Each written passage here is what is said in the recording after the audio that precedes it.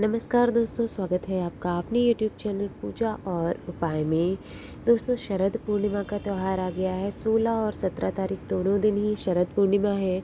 लोग थोड़ा कंफ्यूज हो रहे हैं कि किस दिन व्रत रखें। अगर व्रत रखते हैं तो दोस्तों, शरद पूर्णिमा में जो है शुरुआत जो होगी वो 16 अक्टूबर को रात 8:40 पर पूर्णिमा तिथि शुरू हो जाएगी और अगले दिन 17 तारीख को 4:55 शाम तक रहेगी। तो इसलिए, क्योंकि शाम की पूजा का और चंद्रमा को अर्घ देने का, चंद्रमा की पूजा का विधान है, तो इसलिए 16 तारीख को ये व्रत रखना श्रेयस्कर माना जाएगा। ज़्यादातर लोग 16 तारीख को ही व्रत रखेंगे और चंद्रमा की और माता लक्ष्मी की पूजा शाम के समय में करेंगे। बाकी कुछ लोग 17 तारीख को रख रहे हैं, तो हाँ, उदया तिथि में तो 17 तारीख को भी है और शाम तक रहेगा, तो अब 17 तारीख को भी कर सकते हैं, पर मुख्य रूप से तो 16 तारीख को ही करना चाहिए आपको। माता लक्ष्मी की तो पौराणिक कथाएं कुछ प्रचलित हैं, जिनमें से 3 छोटी छोटी सी कथाएं आपको इस वीडियो में सुनाने वाले हैं शरद पूर्णिमा की। सबसे पहली जो कथा है वो है माता लक्ष्मी की और कोजागर व्रत की कथा। तो प्राचीन समय में एक राजा और रानी थे। राजा ने अपने जीवन में कई तरह की कठिनाइयों का सामना किया और उसकी आर्थिक स्थिति बहुत खराब हो गई। राजा और उसकी पत्नी देवी लक्ष्मी के प्रति अत्यधिक श्रद्धालु थे, इसलिए उन्होंने शरद पूर्णिमा की रात को कोजागर व्रत करने का निर्णय लिया। इस व्रत का उद्देश्य देवी लक्ष्मी को प्रसन्न करना था।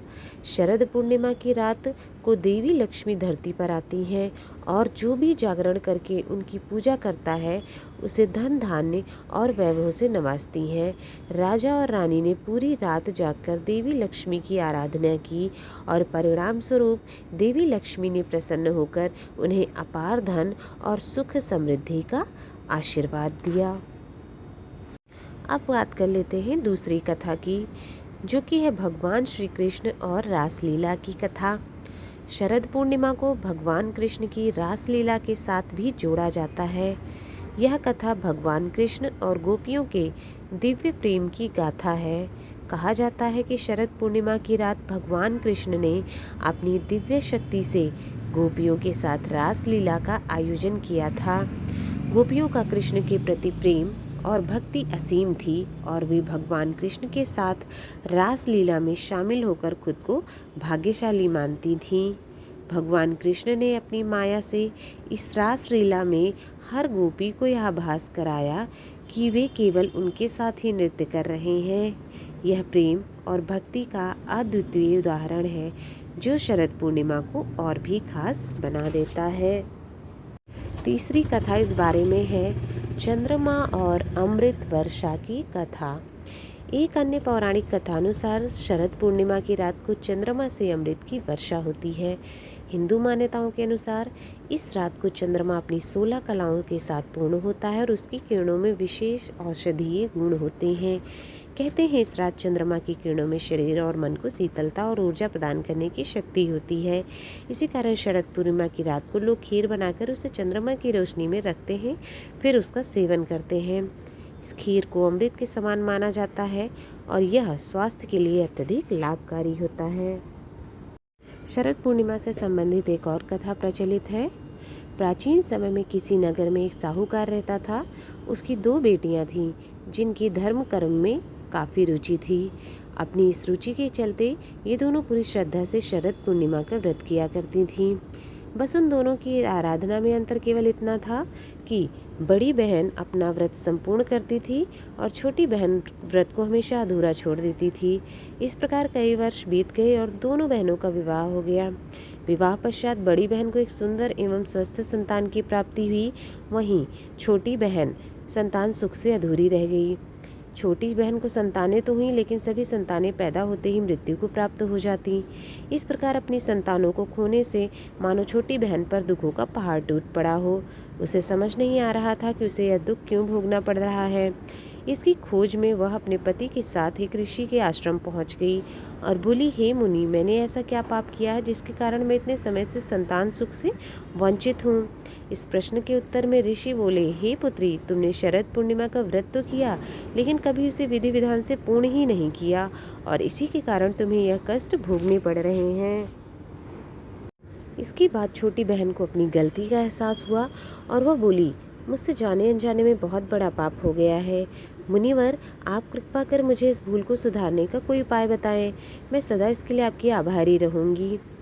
ऋषि मुनि को उस पर दया आ गई और उन्होंने छोटी बहन को विधि पूर्वक शरद पूर्णिमा का व्रत करने के लिए कहा और बताया कि इस व्रत के पुण्य फल से ही उसे अपने कष्टों से मुक्ति मिल सकती है।